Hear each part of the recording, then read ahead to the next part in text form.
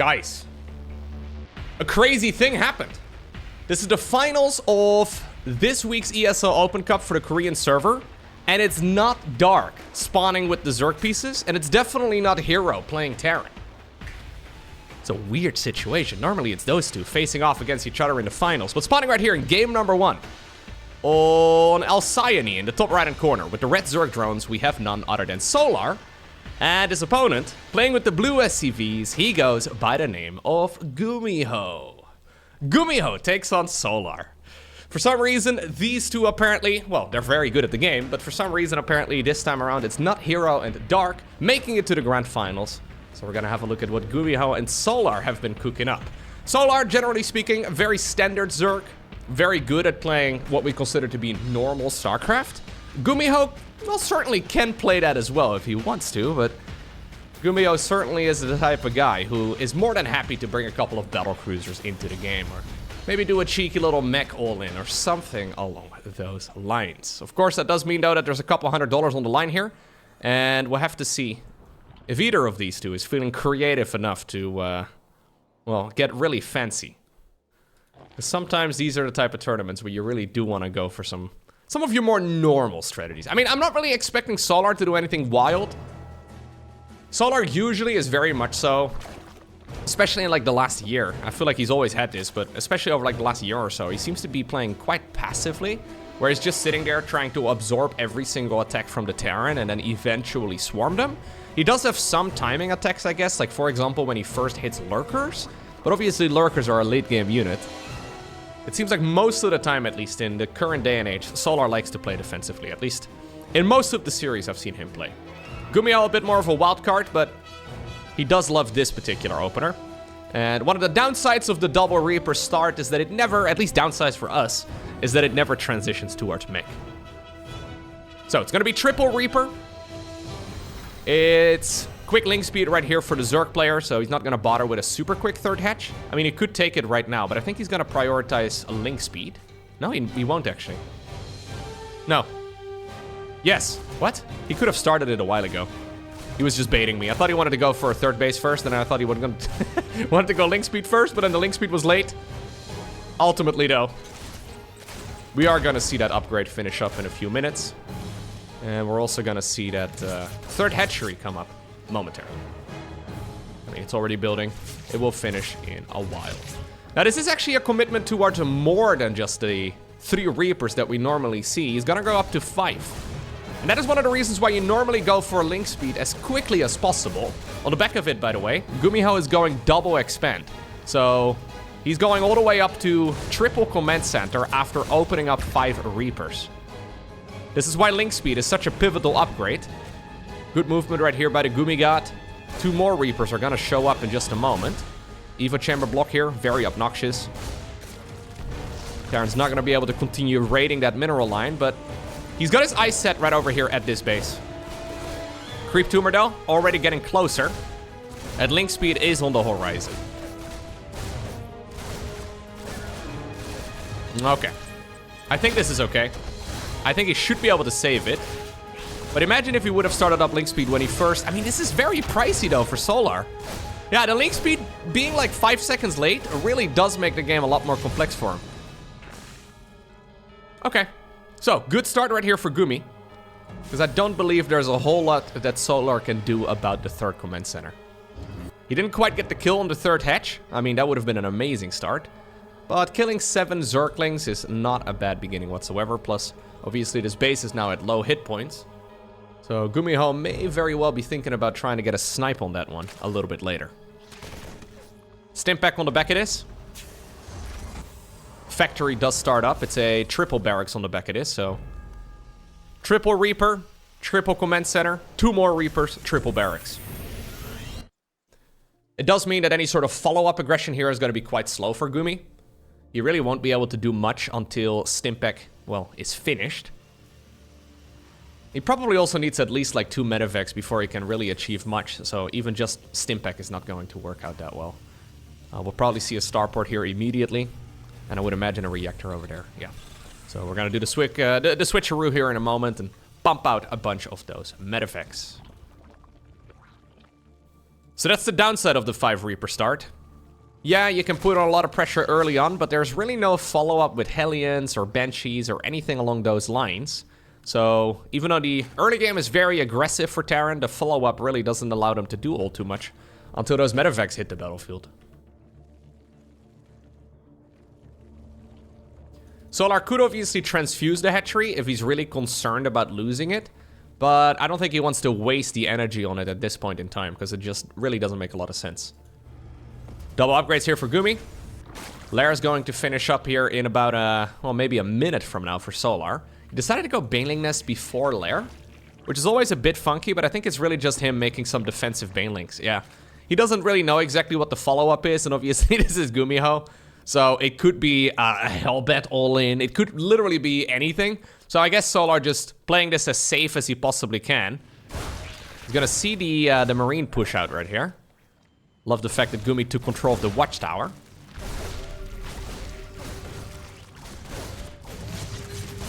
Yeah, it's a bit of a fake move out.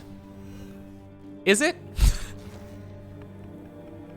It's so funny, man. I feel like playing against GuMiho is one of the worst things that you gotta do as a pro gamer. He does an entire move out, and then he's like, nah, I'm going back home. Never mind, I am not. Ah, yeah, la, la, la, la. I'm not sure. Oh, never mind, I'm going back to the Watchtower. Just forcing unit production out of the opponent is already slowing down the economy, obviously. It does create a bit of a difficult game now as well, though, for Terran. Because at some point, you're gonna face off... Like, normally we kind of see the armies trade a couple of times. And you can sort of estimate how large the Zerg swarm is going to be. But that is not something GuMiho can really do at this point. Like, you can force out units very frequently, but you don't actually know exactly how much the Zerg has produced. I think Solar has been doing a good job, though, balancing the army and the economy. Hydra then coming up. Reapers pretending to be Marines. Oh, lovely little grenade, although you gotta be careful you don't accidentally boop those Banelings into your Marine ball. Armory coming up nice and quickly, so he can go straight into 2-2. Okay. Solar going up to about 80 workers. I think 80 to 85 is good. Especially when you're playing a Hydraling Bane-based army. You do need to have a decent worker count so you can actually replenish the lost units. Because this will rarely trade very cost efficiently against top-level Terrans. At least it shouldn't be. Like, the best way to trade cost efficiently is to get good connections with the Banelings. But honestly, that is mostly up to the Terran player, right? If they micro well, GuMiho shouldn't be trading. Oh my god. Wait, we're 8 minutes into this series and GuMiho has not lost a single unit yet. There is a push up here now, though. Did he lose something? No! He's still... This is still a perfect game for Gumi. That's actually kind of insane. The fact that we have not lost any minerals or gas yet, 8 minutes into this, considering how aggressive he has been, it's kind of nuts. Okay, well, the first Marines are going to die now. A siege tank will also fall, but this is still a fight, though. Pretty deep off creep. Solar can't really chase this all the way. And the cost efficiency of the Terran Bio Ball does continue. +2 starts up. Same can be said on the other side of the map. Both players, despite very different build orders and obviously playing very different races, are still pretty much neck and neck as far as the upgrades go. Ooh, careful. Yeah, GuMiho has got some decent micro, don't get me wrong, but I don't think anybody looks at GuMiho as like the micro Terran, you know? He's no Clem or Maru or Björn or... He's still very good, of course. Can certainly split his Marines. But he always cuts it very close. Alrighty. We don't have a Hive and a Lurker Den yet. I mean, we have a Hive coming up, but no Lurker Den. Usually those are timed together. Could just be for Adrenal Glands, maybe a couple Blinding Clouds. Yeah, he's getting some good value out of those Marines, though. Another Siege Tank driving closer. This choke point is very messy. Well, for the first 8 minutes of the game, no single Terran unit died. But no worries, GuMiho made up for it. Suddenly we're up to 75 infantry units going down. It's like GuMiho hurt me. It's like, wait a second, Lowko said I didn't lose anything? Let me fix that! Everybody die! There's the Lurker then. I think I actually forgot it. Viper coming up. Adrenal glands. I mean, he probably didn't forget it. He just, you know, was in the middle of aggression and he needed to spend his money on army. You know, and therefore he, quote unquote, forgot it. He decided to delay it for a little while. Barracks 6, 7, and 8. Do we have a Ghost Academy yet? No Ghost Academy here for the Terran. This is the type of game, though, that Solar loves to play. Solar basically always plays these long, drawn-out games. It seems like, in general, he's more than happy to let the game go the distance. Lurker ranged. +1 missile coming up as well for the Hydras and the Lurkers. And the Queens. Don't forget about the Queens. Although I would imagine the Queens don't really deal that much damage anymore at this stage in the game. Ooh, Fusion Core coming up. Usually you go Ghost Academy before Fusion Core. There's only a single starport at this point as well. Unless GuMiho meant to make a Ghost Academy. Anyways, there's the Nidus network coming up, by the way, for Solar. So this is basically exactly what I was trying to say earlier. I think he's gonna hit his opponent in the face for the very first time when he can get Lurkers inside of the opponent's main. Or at least in a position where he can get some value in. Yoink. Solar very much so, though, the type of guy to just sit there and absorb every attack. Started mixing some Marauders right now, which I think is an excellent choice. What is the Fusion Core for, though? I'm assuming it's Liberator ranged. Advanced Ballistics is really good. But it's also a bit early.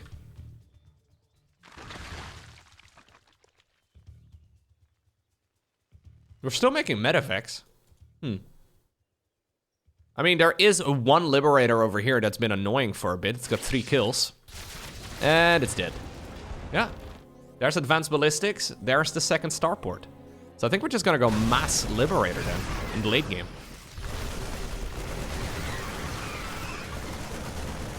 Okay. Now, of course, now Lurkers are an option. There's the, the Nidus Worm going up on the other side of the map. Medevac drop heading on over towards the 12 o'clock or the top right-hand corner right now.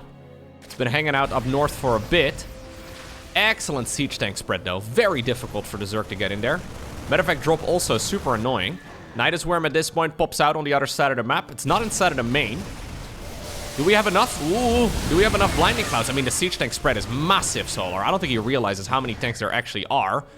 Pushing the main base is deflected. Nidus Worm, yeah, not really unloading just yet, although he does have a couple of Lurkers occupied in there. I don't think it would be a bad choice. There we go. Ready to send them in and maybe deal some counterattack damage. Obviously, this push here in the top section of the map is difficult to break. Medevac over there goes down. Kill on the gold base expansion as well. This is not an easy cleanup right here for the Terran, but he's just gonna do it with siege tanks, marines, and marauders. Okay. Hatch over here goes down as well.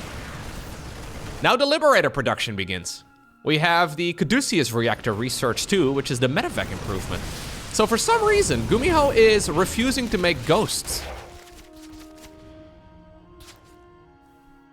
I don't know if I agree. I want to believe in the power of the Liberator, but he's been getting some incredible value, though, with these attacks of his. So he killed that base up here. He did do, I guess, a lot of distracting with that squad. He did kill the gold base minerals, too. Cost efficiency here is still ridiculous. I am just scratching my head right here at the lack of ghosts. Like, ghosts are great against both Vipers as well as Lurkers. As well as Ultras, and as well as, you know, Brute Lords, as well as Infestors, as well as Ravagers, if you're feeling ambitious, as well as, like, Hydras. I've even seen them snipe Banelings. Maybe not so great against Zerglings, though, but they're pretty good against Queens, too. GuMiho playing the no ghost challenge. Maybe he's afraid of ghosts. Could be. Maybe he checks underneath his bed every morning, or night, or both. I don't know. I mean, he's still absolutely smashing, though. It's just so difficult. Like, how do you push into this? I guess Liberators kind of fulfill a similar role, in the sense that they're, like, capable of forcing the Zerg to, at the very least, back off. But Vipers can abduct this quite nicely. I think what Solar should do is add on a couple more Vipers with the amount of gas that he's got.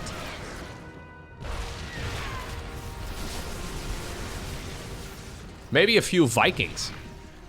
What about Vikings at this point, Gumi? To make sure that the Vipers don't destroy you. Yeah, it's definitely possible. It just seems like it's overcomplicating the game. There's, by the way, the Ghost Academy. So GuMiho thinking the same thing now. He's like, wait a second. This is like hitting my head against a wall. It's maybe kind of fun, but also a bit unnecessary.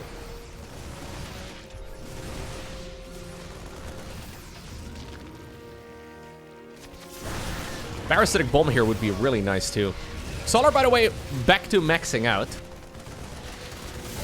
At this point, though, in a very strange way, it's GuMiho who's swarming the Zerg.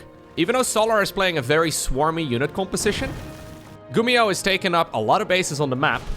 And in a very weird way, GuMiho is containing the Zerg. Basically just allowing Solar to have the bases that he's got right now, but no more than that. I love watching Gumi play. He didn't want to go Ghosts, but they're coming out right now. Cheeky little Zergling run by though over in the natural expansion. The hit squad of Marines and Marauders in the main base has been very, very handy for a while now. Pushover at the front also continues. And ultimately, this is looking to me like GuMiho is tightening the noose. He's whispering to Solar, don't resist. Just give up, man. Just shh. No worries, we're gonna play a couple more games. Look, I'll even kill my own Liberator for you. Shh, don't worry. No more pain, Solar. Only dreams. Cheeky little Nidus Worm once again coming up, but it's starting to feel mighty desperate. Tactical nuke to rub salt in the wound. You love to see it. Unless you're a Zerg. Then maybe you don't. Wait a second, I'm a Zerg player myself. Ah, dang it. Alright, snipes are here.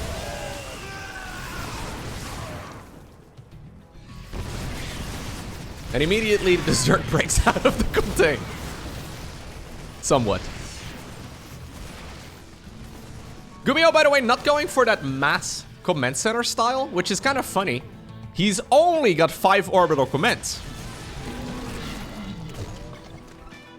5 orbital commands would be considered quite a bit just about 2 years ago, but in the current day and age, Terrans usually aim for about a dozen command centers because that is like your safety net, you know? That is your investment into the future. So your children can go to college and you never have to worry about your parents and stuff. You can just cruise at that point. At this point, GuMiho is not living paycheck to paycheck, but he does have to be a little cautious here that he doesn't get dragged down all too much. We're like one emergency away from this actually being a comeback for Solar. But this is a really nice hit though. Interesting late game here from Gumi. Practically refusing to make ghosts for a really long time. Focusing on Mass Liberator. And really just trying to contain the opponent. Now this is scary though. This many lurkers is not easy. It's not easy to break. I guess Liberators are pretty good against it. Yeah. I would always love to see a single Raven, but as we all know, Terrans, they don't think they can.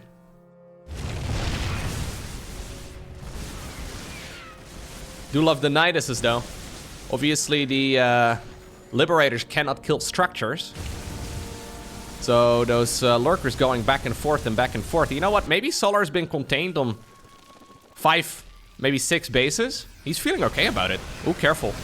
Okay, well this is risky. Hello. Parabomb's finally going down, but that was way overextended right there by Solar. He's only got 1 lurker here. I actually think GuMiho could push up to the high ground, but he doesn't know. Because he doesn't have a gajillion scans. He's scanning over here. Normally Terrans have infinite scans at this stage in the game. Yeah, I think with this late game, GuMiho is overcomplicating the game a lot. If it would have been a bit more even, going into like, maybe like minute 15 or so, this would have been a very scary game for Gumi. I'm still certainly favoring him, but It's pretty clear that this is not an easy game for the Terran to close out now. Maybe this is also a great example, for those of you that don't love watching those turtle games, as to why we see Terrans playing a lot of those late game turtle games. Because it secures the win. Right now, this is starting to look like a bit of a gamble here for the Gumi God. He should still be okay though. There's an entire base here in the top left-hand corner that he doesn't know about, which is very risky. Oh, this is also very risky though. GuMiho's sees the lurkers that are being morphed in right now, and this may actually be the nail in the coffin. Well, he decides to cancel and move forward, but there it is. GG is called. It is indeed GuMiho who wins game number 1. Alrighty, next up we find ourselves on the map Post Youth. Good old Post Youth. I feel like this is gonna be one of those classic maps. Maybe in a year or two from now we're gonna reminisce about how amazing Post Youth was, because it was so weird and so strange and so funky. Either that or the maps that we're gonna have in the future are even gonna be weirder than the ones we have right now. So a lot of the new maps that have recently been added to the game, they're from the Team Liquid map contest, but then like the freestyle edition. So normally the Team Liquid map contest has a couple of different categories. So you have like a macro map and a rush map, and then one of the categories is freestyle. But with the most recent iteration of it, they decided to do only freestyle. And I was a little bit concerned when all of these maps were introduced that, well, they were gonna be kind of terrible. But really not the case. No, I feel like, with the exception of some specific matchups on some specific maps, like, for example, Zerg versus Terran on Dynasty, that one is heavily in favor of Terran, and I don't really think we're gonna see that in tournament play all too often. But with the exception of some specific maps and specific matchups, it seems to actually be quite good. I guess the main concern, though, is, say, for example, you have to play a best of 7. You get 1 veto each, and there may just be like 2 or 3 maps that you really don't want to play on because balance-wise they're very difficult to play. Currently doesn't seem to be an issue, but I guess that is the main thing to keep in mind. Either that or we're gonna have like an 11 map pool. If you have an 11 map pool, you would get an additional veto. Maybe that would be a bit much though. But it would be kind of fun. Anyways, Solar going for the good old in-base expansion. Not opting to go for the low ground one. Not opting to go for the gold base nice and early. Likewise, we see GuMiho doing the same thing. He did open up with a relatively quick barracks here, going straight into a reactor. Technically a little bit risky. But realistically on this map, when you wall yourself in like this, it really shouldn't be an issue. Main problem with skipping the Marine is if it would be a pool first, Zerglings can run around you. So there could be a bunch of links right now showing up over here, but I think it would still be fine. The Reaper would just go back home, and since the command center is obviously inside of the main, that SCV wouldn't get harassed.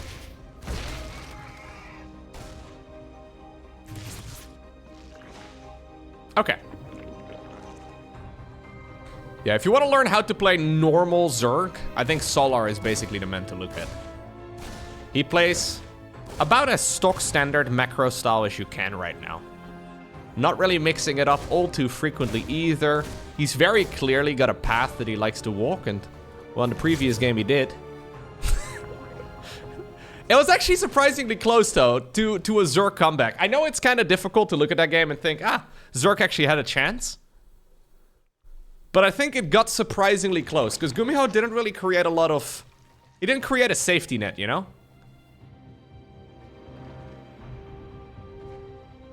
Ultimately, he ended up winning, but it is very risky.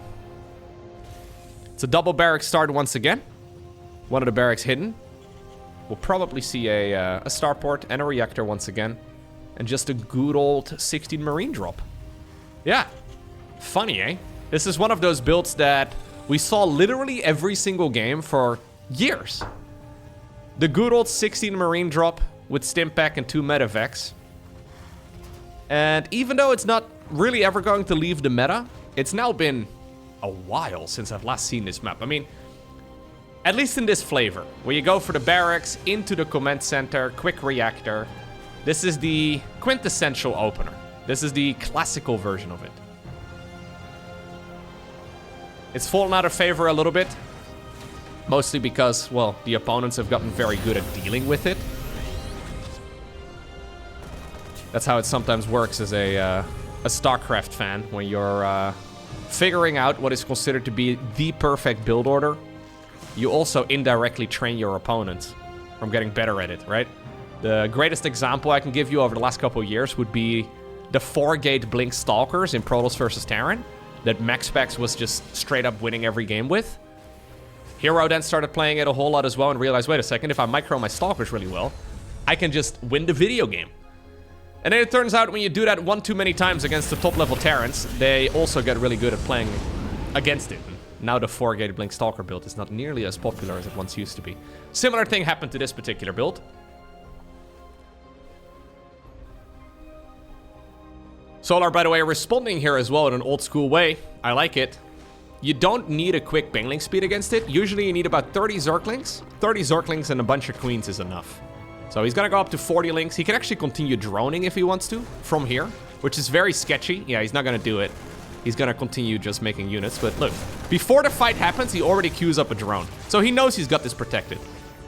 GuMiho also knows that his opponent knows that he's got it protected. Which sometimes creates a weird situation, but this is not a Hellbat follow-up or like a third medevac with more Marines or anything along those lines. This is a stock standard approach right here from Gumi. Yeah, we do have a bunch of additional units showing up. I just... I want to believe in it, but I don't think that this is going to work out that well. Is there a really good siege tank position here that he can get a ton of value out of? Great scout, by the way. Forces a Stimpeg too. Those Stimpegs are costly. Alright. Siege tank apparently is going to drive up against that fence. You gotta be so careful. I would actually love to see a bunch of Zerglings over here. Try and go for the surround. Oh. Okay. Well, this is all a little bit clumsy here from Solar. But look at Solar skyrocket ahead when it comes to the supply count. He doesn't really need to rush engaging into this. He's got the lair done. Yeah. This is not the cleanest defense, though. Yeah, the fact that the Marines managed to get over there is all a little bit messy. But I can imagine it's also been a while since Solar has actually actively played against just a Marine opener like this. 1-1 upgrades. Third command center is going to fly on down towards the low ground. And eventually, GuMiho will be able to secure it.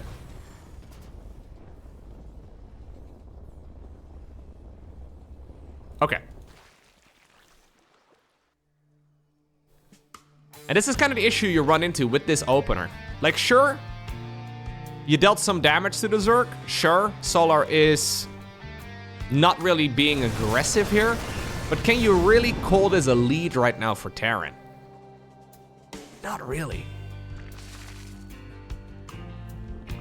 Infestation pit coming up. We'll see a quick hive. I'm assuming we're gonna see +2 armor. There it is. The main thing though that Solar has at this point is, or that he doesn't have rather, is a good economy. So his economy is a bit lackluster. GuMiho apparently taking the third base over here. Good movement. If he would have gotten surrounded, it could have been an issue.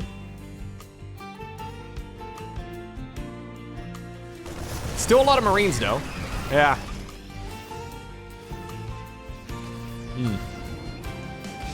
If Solar manages to go up to full 4-base saturation, which he's arriving at right about right now, I think he's gonna feel really good about himself. Okay, hive about a quarter of the way. Adrenal glands obviously is amazing here. Solar doesn't have any anti-air other than Queens, so no Hydras this time around, no Mutas or anything like that, so it's still easy to get overwhelmed here by the medevacs. Good target firing right here. Nicely done by the Gumi God. But it's just, it becomes such a predictable game, right? From the Zerg's point of view, he knows exactly what's gonna happen. Now, you can tell that he still can get caught off guard. Getting a kill in the hatchery and all that is, yeah, pretty sweet for Gumi, but it's a relatively simplistic game right now for Solar. And as soon as he gets up to Ultralisk, which I think is this is very likely going to be an Ultralisk play, he's gonna feel really good. As we saw in the previous game, GuMiho not too keen, there it is. Not too keen on going into Ghosts. So if he doesn't have Ghosts, for which he really needs like 4 base economy. If he doesn't have ghosts, Ultras are gonna destroy him. Still though, this is a massive Terran army right now. And Solar is not at Hive Tech yet. I mean, he's got Hive, but he's researching right now. He's going for a Viper, he's going for Adrenal Glands. He needs to push this army back. And that's the real question. Does he have enough to actually shut down this Terran army? This is, for all intents and purposes, by the way, a triple CC all-in right here for Gumi. So he's got a bunch of barracks. He doesn't go up to barracks 6, 7, and 8 yet, but he also doesn't have a 4th command center. I actually like this here from Solar. Solar has decided that he doesn't want to engage into this angle, so he's just giving up on this base. He's already transferred the drones early. Big Zergling counterattack, scouting for a 4th. Realizes that it's not there. He's got vision here as well, so he knows that the opponent is on 3cc. So giving up that base is excellent. It buys him a lot of time. And in the meantime, Adrenal Glands, Chitinous Plating, and Ultralisk, all of it is coming up. As long as this base survives, Solar is going to feel pretty good. Oh, cheeky little abduction. GuMiho's like, yo, bro, come and play. Come and play right over here on this section of the map. Come on, buddy. Just come down to the low ground. Solar's like, no, I don't want to. Larva pretty good, man. They have so much armor.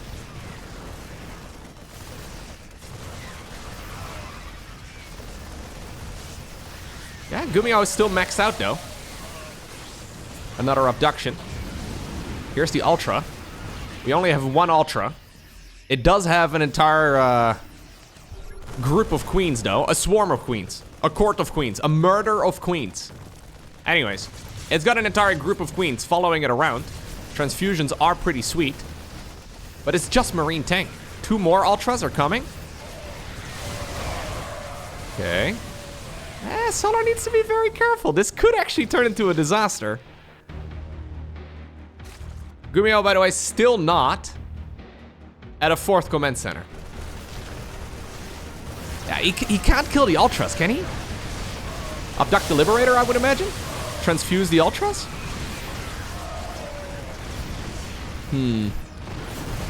I mean, this is kind of working, though, for Gumi. I don't think it's supposed to, but... Oh. Bunch of Misreli Terran units, though. Can't afford doing that, Gumi. So GuMiho is on a pretty significant timer. But it's not like Zerg has that great of an eco either. It's just that the Marines can't really push by themselves. Because as soon as an Ultralisk says hello, they're gonna get swiped to death. Queens can no longer transfuse off creep. Apparently we are gonna chase this army down. I don't know if I agree with that move, to be honest, but the Queens are back. So the Ultras can get some additional HP too.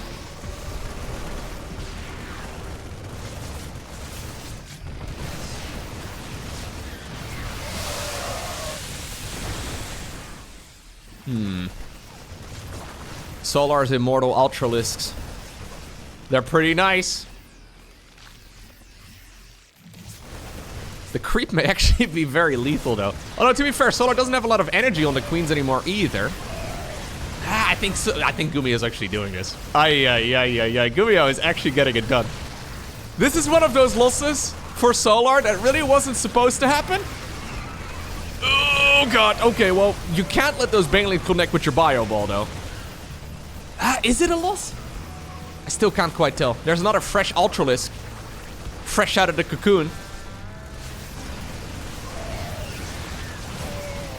Ooh, careful. He's been like 40-ish supply ahead for a while now. 5 additional Queens coming up. All the bases are disconnected. I actually don't know if this is necessarily a GuMiho window. There's a new base over here. Solar can transfer his drones in that direction. A new command center, by the way, was made. GuMiho decided to make a command center during all of this? That, I don't know if I agree with that, but he is getting so much value done. GuMiho, this can't be the right strategy, but he's still making it work. He's like, Marines, best unit in the game. Good against tier 1 Zerg, good against tier 2 Zerg. apparently good against tier 3 Zerg as well. GG is cold. The Gumi God does it again as he wins game number 2. GuMiho, GuMiho, GuMiho. You can't keep getting away with this, right? 2 games in a row. Picking strategies that are a little questionable, but somehow making them work. Very much so, by the way, playing his opponent. Not necessarily the matchup, but very much so the opponent and the map as well. Going for specific builds on specific maps. Now suddenly Gumi has a little bit of wiggle room. Looks like it's going to be a double barracks once again, though. I would imagine we're going to see another barracks over here in just a moment. And about 2 to 5 Reapers. I can't believe he made that previous game work.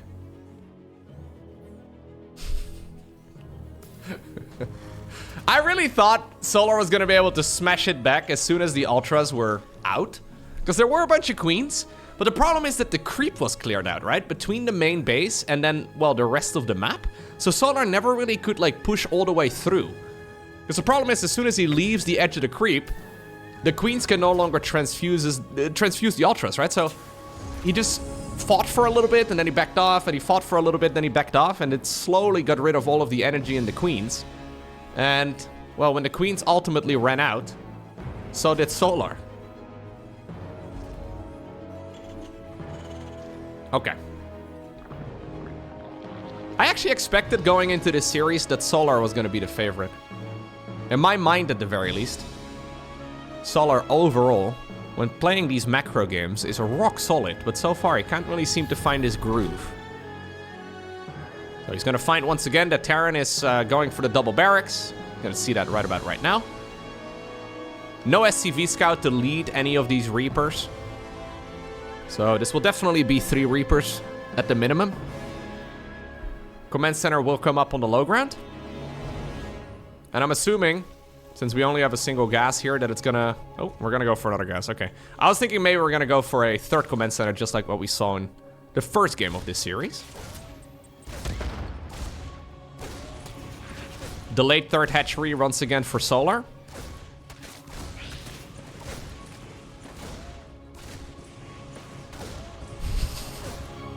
This Reaper is such a jerk, man. Terran players have really maximized the jerkiness. There you go. That is a new word. Just so obnoxious with these Reapers, man.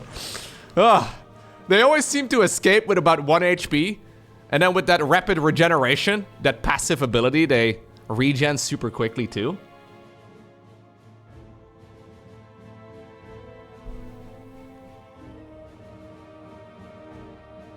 So, Solar has been contained on 2 bases now.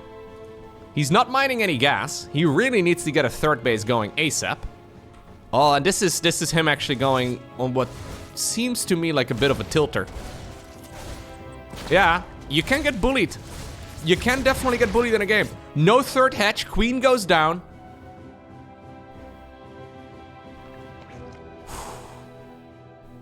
Flying start right here for Gumi.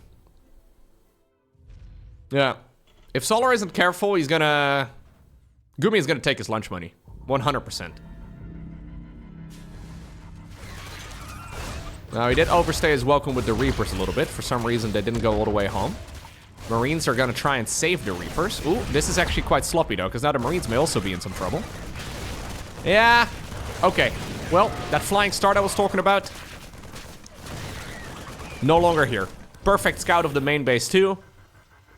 Ah, that's actually very unlucky right here by GuMiho. And with unlucky, I mean a misplay. Should have brought those Reapers all the way back immediately, rather than idle them in the middle of nowhere underneath Overlord vision. Okay. So that may just be, though, what Solar needs, because that tempo advantage was already heavily in favor of the Terran. Losing a Queen, that many Zerglings, and then also a delayed 3rd hatch. You can't hope for a much better start as Terran. Right now, though, he's been reset a little bit.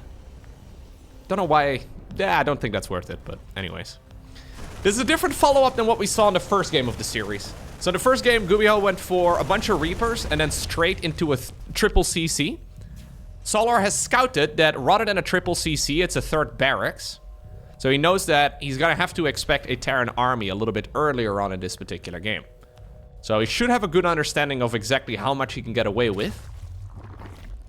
It's gonna be 1-1 upgrades once again, nice and early. Funny how this build also has gained a lot of traction again lately. Yeah.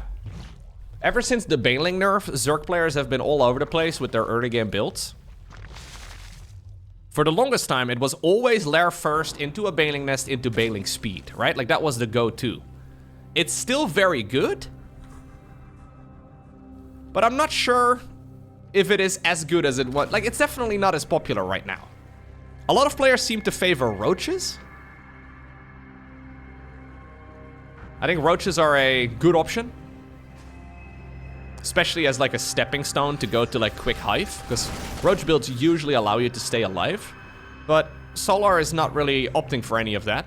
So this is him going 1-1 upgrades into a lair and then eventually a Baneling nest. So effectively it's the same build except faster upgrades. The same build as we have seen for a long time. But this is the old school version of the build, which is kind of funny. It's the circle of StarCraft build orders. Get out of here with the circle of life. Yeah, a lot of players like to think of build orders in StarCraft 2 as like a pyramid, where there's like one perfect build order out there somewhere, but it doesn't exist. It's a cycle. Okay.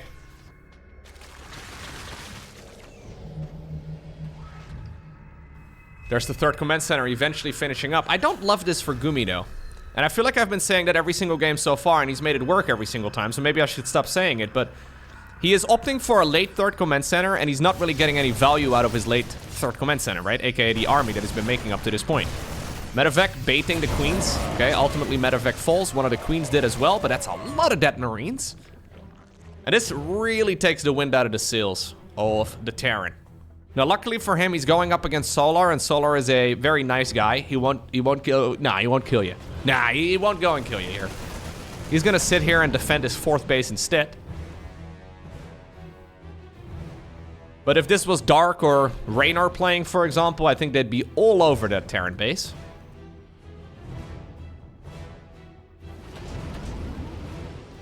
GuMiho is gonna try and get value with this army, but he's been bleeding out way too many units.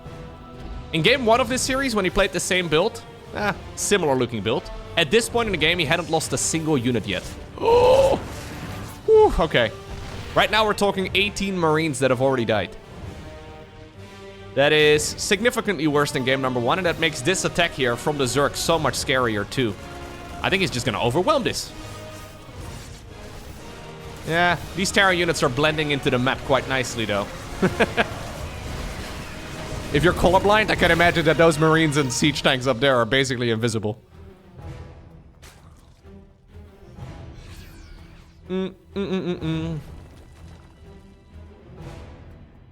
Okay.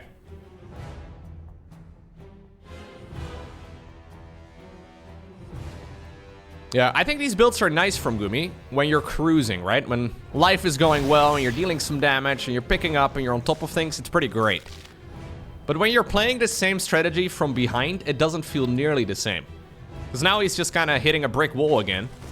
Not really achieving anything with his push. Not really having a good economy. Not really having particularly fast upgrades. And while he does still have a decent army, yeah, all of the pushes are falling flat on their face. And the longer that this goes on, the better it's going to be for Solar. Now again, luckily here, for the Terran, Solar doesn't really attack you very much. +2/+2 though is just about to finish. There we go. Hive is just gonna be finished as well.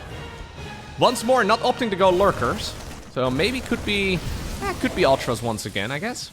Could also just be for just upgrades. Just going 3/3 and adrenal glands is pretty nice.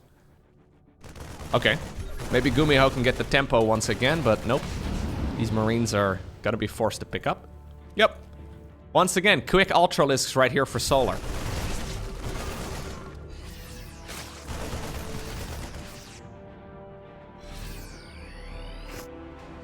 Baneling roll by. Would you look at this? Solar being so aggressive. Doing the most standard of standard aggressions ever. Okay. Well, Solar's like, yo, this is why I never do it. It never works at the highest level. Maybe it works in your latter games, Lowko, but you gotta do it in conjunction with something else, man.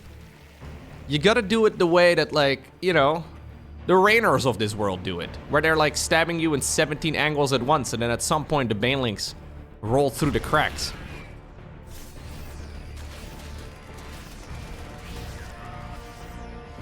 Okay. GuMiho's still with an army lead, by the way. It's again, once again, more... It's just such a terrible army for the late game. It's pretty good for now. But Ultras are coming. And much like in the previous game, Ultras should win the game, right? Right?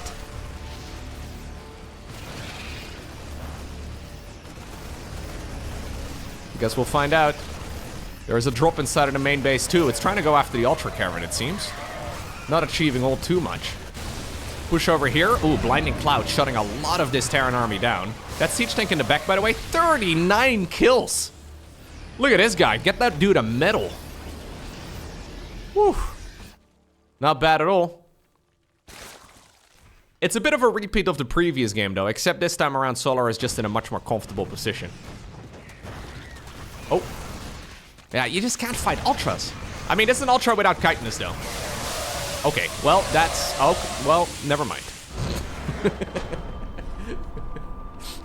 That's one way to win, I guess. Site Delta is going to be our next game. Honestly, GuMiho had the best start in that previous game. And then it all came tumbling down. He decided to send the Reapers about 80% of the way home. And he's like, oh no, the Zerglings are coming. I'm gonna go ahead and send my Marines to rescue the Reapers. And then he ended up losing the Reapers and the Marines. Yeah. And he got a full Zergling scout into the main base too, right? Which is really not what should have happened. Considering he killed a queen and a whole lot of Zerglings and kept all of the Reapers alive, and he bullied the Zerg for quite a bit there. That was about the best start that Gumi could have hoped for. And then he decided to throw it all away. Yeah, it's the nature of high-level StarCraft, though. You make one little mistake and, well, suddenly the game is over. And with suddenly, I mean, it was over 10 minutes later. It was just an advantage that Solar built up from that particular spot. Alrighty, so, Barracks once again. Surprisingly conventional strategies here, though, from GuMiho. I mean, conventional in the sense that it's all Marine-based. He hasn't played Mech or Battle Cruisers or anything along those lines just yet. Maybe over here that's going to be the case. Side Delta is not a bad map for it, but he is playing some weird strategies across the board, considering it is bio. At least weird if you compare it to the way that both Clem and Maru like to play the matchup currently. And Bjorn. And Cure. And I'm probably missing some other high-ranking Terran players that just don't pop into my head right now. Alrighty. I would love to see Gumi play something wild and wacky again, but usually... Yeah, he doesn't seem to do it so much. He does it in the earlier stages of tournaments quite a bit. And he does mix it in from time to time, but... overall, pretty normal. Okay. Factory coming up. Marine? It should be a Marine. He's actually skipping the Marine every game. I wonder if that's something he does specifically against Solar. But skipping the Marine is a bit dangerous against the pool first. But apparently that's not what he's playing against right here. Solar once again going for the most normal of normal strategies. Third hatchery this time around before link speed. Reason being is because he knows that it's not going to be a triple Reaper opener. So if that's the case, he can get away with a slightly later link speed. Very quick, straight 1-1-1 though. Again, a relatively old school build. It is something we still see from time to time, but it kind of is similar to the 2-1-1, the 16 Marine drop, where normally this particular build nowadays gets played with a third command center before the starport. We saw him go for a nice and early second gas. And when I say normally, I mean those other Terran players. That's usually what they tend to do.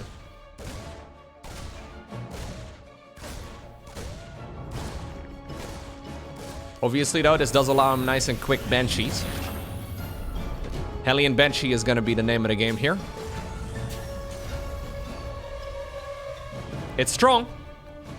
It also needs to deal some sort of damage, though. And that's the main downside of this opener. If you go for the third command center before the starport, you can kind of get away not dealing any damage at all on the other side of the map. Because you already have a third command center. And you can't really die to anything, because you have defense against roaches. But if Solar defends everything really well, and he doesn't take a lot of damage from the Hellions, nor does he take a lot of damage from the Banshees, which is easier said than done. But assuming he controls everything really well, he should find himself with an economical lead.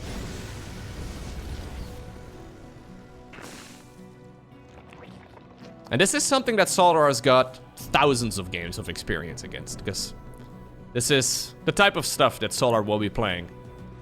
Will be playing against on the ladder a lot. Like at the pro level, this build isn't super popular, but on the ladder we see it a lot. Now, what is this? A Raven?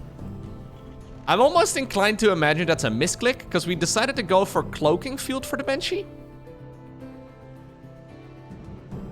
So Solar is going to scout this. This is going to 4 spores immediately. Yep, 430 spore, makes sense. Yeah, all good. That Raven is weird. What's the... Maybe he wants to kill creep tumors with it? But I don't think you can really justify going for this opener and then just kill a bunch of creep tumors. Oh, transfusional drones. There we go. Look at the worker count, though, when these 8 drones finish up. And this is what I'm talking about. Maybe these Hellions can even the odds a little bit, though. Okay. There is a creep tumor inside of the main base. This is very messy, though. Not enough lings available, actually. He's been losing one too many of these groups of lings. Drones decide to evacuate. Banshee going to town. Imagine a second Banshee. We have a... Instead, we have a Raven. Fair enough. Good crisis management right here by Solar, though. Even though that was very messy, because he ended up losing a lot of lings before he should have. When the Hellions came into the main base, he managed to minimize losses. Hey, would you look at that? It is actually a mech play. Huh, okay. So double armory on the back it is. And we're gonna go mass factory production. Okay, cool. That explains the Raven, I suppose, but... Still think we should have gone for a second Banshee before the Raven. Now Hyperflight Rotors comes up. Okay, Gumi, what are we cooking up here? So that is the Banshee speed improvement. Solar is not going to expect speed Banshees at this point. He's only seen one Banshee. That's kind of like researching Yamato cannon for one battlecruiser. It doesn't make a lot of sense. Has he actually shown the cloaking field? Has he cloaked the Banshee? I think he must have. I think he must have when he was in this section of the map. Maybe at this point Solar doesn't quite expect that yet either, because he's only seen one. This is a weird combination of units. Look at the Banshee. The Banshee together with a Raven. Okay. 1-1 upgrades here for Cyclones. The Hurricane upgrade. The Speedy Boy upgrade. Well, actually, both of these upgrades are for speed. Speed, violence, and momentum. That's what GuMiho is going for. So, I think this will be the moment where Solar finds out that something is a bit fishy. Yep, now he sees the additional Hellion production, instantly fires up an Infestor. Hive also coming up very early, though. There's the roach speed. He must have already realized that this was mech, because he's actually decided to go missile and melee upgrades. Bailing Nest on the back of it, too.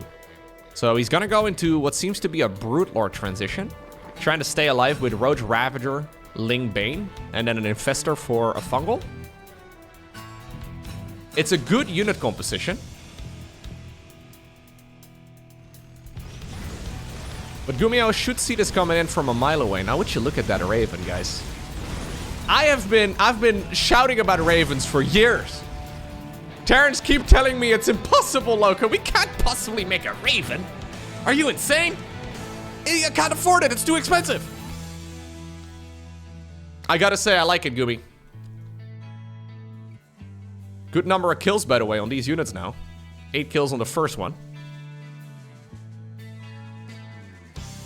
He's just adding on more and more Banshees. Okay.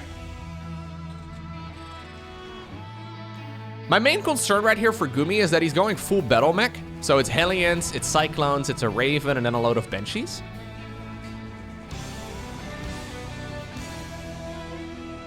It's powerful, it's very strong as far as the harassment goes, but it doesn't really have a lot of straight up firepower, if that makes sense, right? Like, it's good in like these like harassment based stuff. It's kind of like maxing out on mutas. Is it a good idea to max out on mutas? Maybe. I'm just afraid that like this is one fungal growth away from being an absolute disaster. GuMiho is going up to 83 workers, by the way. He's adding on even more. 4th command center coming up. New command center is building at home as well.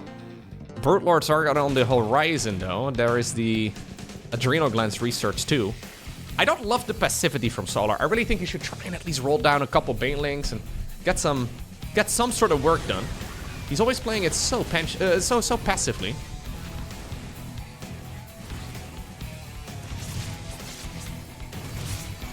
Okay. Well, we're gonna see how that Battle Mech army performs against this Zerg force. GuMiho really just clearing out creep. I'm inclined to imagine that's a bad plan, but... Okay, so historically, Battle Mech, so the style that GuMiho is playing here, this very mobile mech army, has always been on a bit of a timer. Obviously, though, this is also a unit composition that's gone... Oh, okay. Big mistake. It's gone through about 1,000,001 changes. Cyclones once more got updated recently. And I don't really know exactly how this plays out currently. Anti-armor missile here is so good. Both players are effectively playing a glass cannon composition, where they're just dealing damage. Very little survivability, very little armor. It is just damage across the board. Another big anti-armor missile. Raven MVP? Oh, it drops an auto turret down too. With the Brute Lord numbers growing though, it's gonna be really tough for GuMiho to get a kill on a Brute Lord. But he's doubling down. He's actually just pumping out 9 Cyclones at once.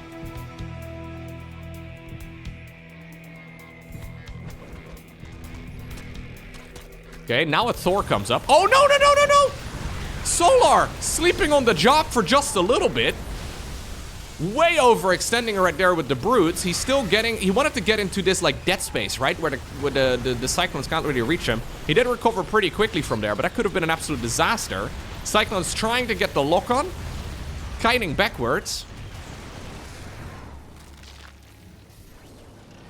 So normally, as soon as you see Brute Lord play, what you do is you add on Thors when you're playing Terran Mech. GuMiho is adding on a Thor. Okay. Good unit. 15 kills, by the way, on the Banshee. 1 Thor to find them. 1 Thor to bind them, and in the... I don't know. I messed it all up. But you get what I'm trying to say. I don't want to speak the foul language of Mordor here. Or, I mean, Mordor. Banelings rolling forward. Nice splits right there by Gumi. Big Cyclone splits. You love to see it. Those Brutes have been having a good time. But I think ultimately they will be brought back. I think GuMiho is actually reading this correctly. I was a little hesitant when he only made a handful of Thors. Because he's adding on a couple more now. But I think he is making the assumption that the Brute Lords are mostly just here to try and bait out more Thors. Because Solar on the back of this is going basically mass ground. And obviously Thors are really good against air, but not so much against ground. Creep spread, though, looking ridiculous right now for Solar. Who's looking to bring it all back.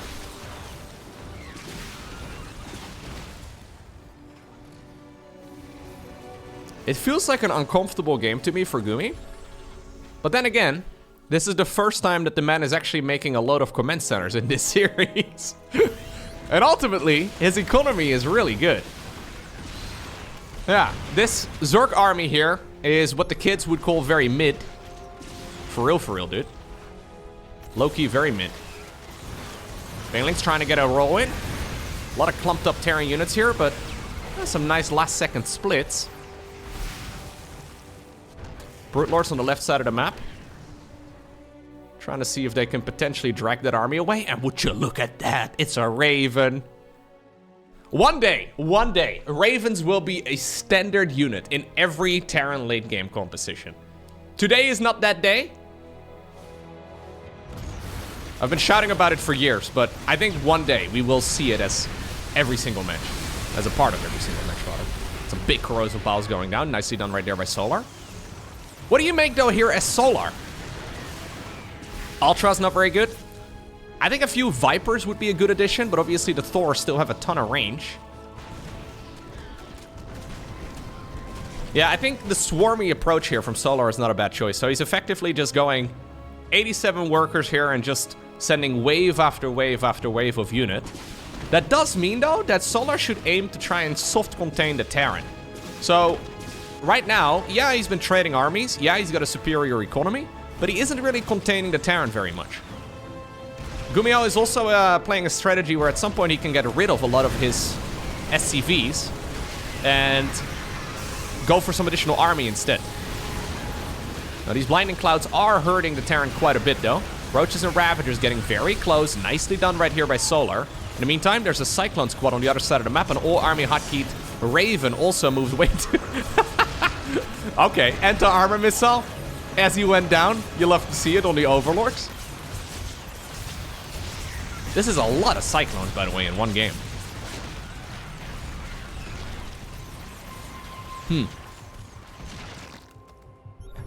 Push over at the bottom of the map. More Cyclones over there, too.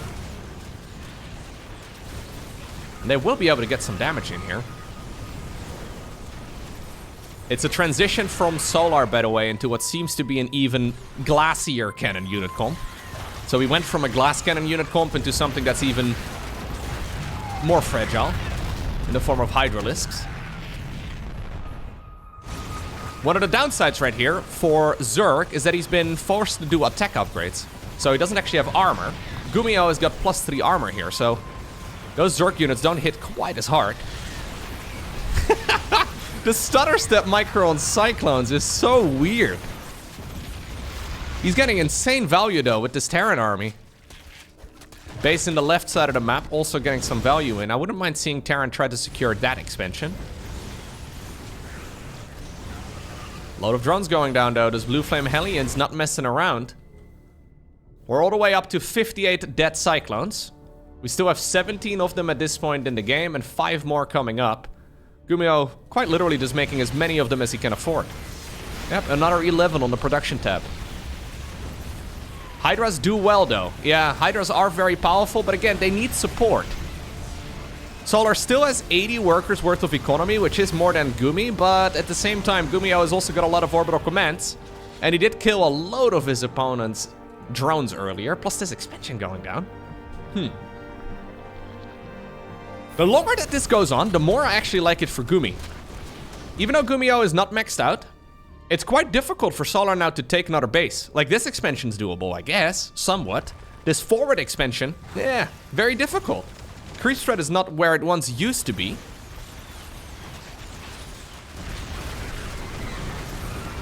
Okay. Brute Lords on the left side of the map, though, putting in a lot of work. I think Solar is not doubling down on the Brute Lords, mostly because of the fact that they're quite slow compared to Battle Mech. So he can't really force an engagement with it. At the same time, it also kind of feels like in a straight-up fight, this Zerg army is struggling quite a bit. Although those Biles are once again good. That's a siege tank going down. 12 SCVs, by the way, have now been killed here by the Brute Lords. Here come the Cyclones. That cooldown obviously is... okay, he doesn't need the cooldown on the lock-on ability. GG is cold! Oh, just like that. GuMiho, by making, give or take, about 100 Cyclones in a game, obtains the victory over Solar, and therefore he wins this week's ESL Open Cup. The previous games, they were all relatively normal, although certainly with a GuMiho twist. This final game, though. This is the GuMiho we all know and love. Insane.